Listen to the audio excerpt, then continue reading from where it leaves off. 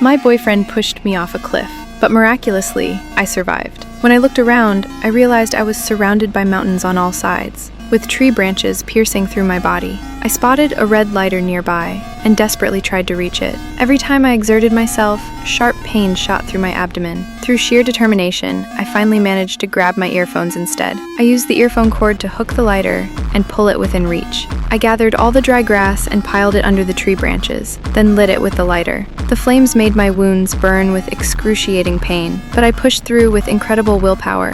Finally, the branches were about to burn through.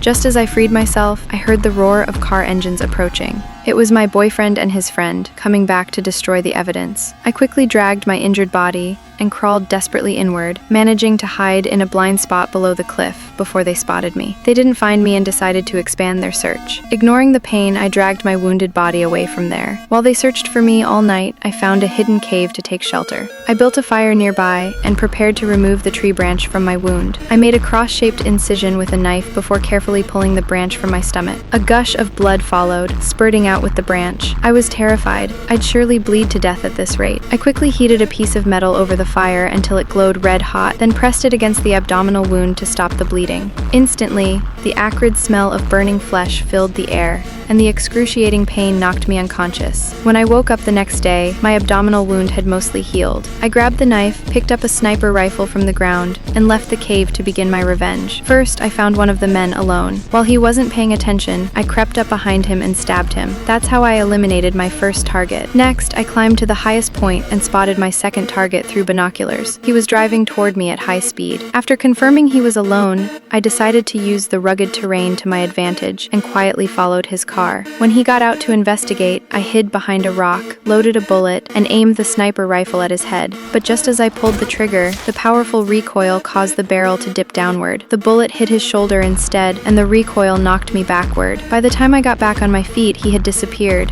Thinking he'd hidden in the car, I walked over with the rifle ready. That's when I noticed blood drops on the ground from his escape. I followed the trail, but halfway through, the blood suddenly disappeared. I started to panic, not realizing he was hiding right behind me. By the time I sensed something was wrong, he already had his rifle trained on me.